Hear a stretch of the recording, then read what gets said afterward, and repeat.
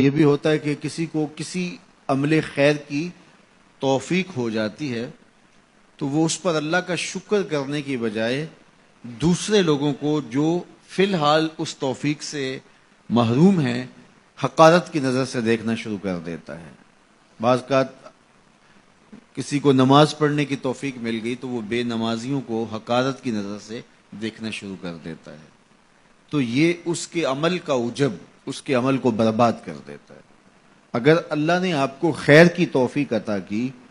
تو آپ ان لوگوں کو خیر کی طرف لانے کی کوشش میں لگ جائیں جو خیر کی راہ پہ نہیں ہیں۔ بے نمازیوں کو نماز کا عادی بنانے کے لیے آپ کی جد و جہد شروع ہو جانی چاہیے کہ یہ خیر مجھے نصیب ہوا تو اس کو بھی نصیب ہو جائے، نہ یہ کہ آپ کسی کو حقارت کی نظر سے دیکھیں اور خود پسندی کے مرض میں مبتلا ہو جائیں کہ دیکھو میں نمازی ہوں اور میرے پاس یہ ہے اور فلاں کے پاس یہ نہیں ہے۔ تو اس پر اللہ کا شکر ادا ضرور کیجئے کہ اللہ نے مجھے توفیق عطا کی، لیکن کسی کو حقیر جاننے کی بجائے اس کو خیر کی راہ پہ لانے کی کوشش کریں۔ تو یہ آپ کے صالح اعمال کی قبولیت کا ذریعہ بن جائے گا، نہیں تو اگر ریا شامل ہو گئی تو عمل برباد، اگر تکبر آ گیا تو اللہ کو تو پسند ہی نہیں ہے، اگر عجب پیدا ہو گیا تو عمل کا نتیجہ آپ کو نصیب بھی نہیں ہو سکے گا۔ اس لیے عمل خالص ہو، صرف رضائے الہی کے لیے ہو،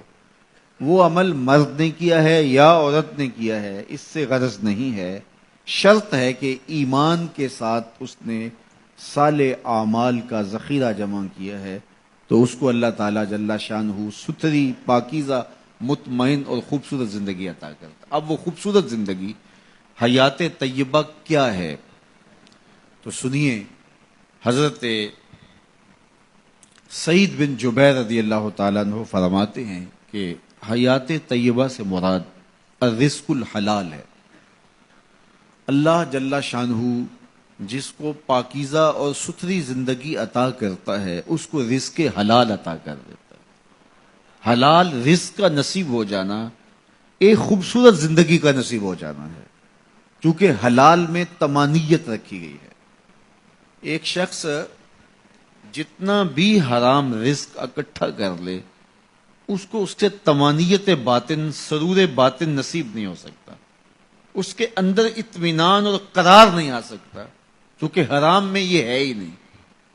تو حلال تھوڑا بھی مل جائے لیکن ہو حلال تو وہ باطن کی طمانیت کا سبب ہے، اندر کی روشنی کا ذریعہ ہے، اور ایک سرشار مطمئن خوبصورت اور خوشگوار زندگی کی ضمانت ہوتی ہے رزق حلال۔ اللہ ہم سب کو اپنی جناب سے رزق حلال ہی نصیب کرے، اور اگر ہم سچے دل سے یہ عہد کر لیتے ہیں کہ اللہ ساری زندگی تو ہمیں رزق حلال ہی دینا اور ہم بھی ساری زندگی حرام کے ایک لقمے سے بھی اپنے آپ کو محفوظ کریں گے، اللہ آپ کے لیے حلال کے راستے کشادہ کر دے گا۔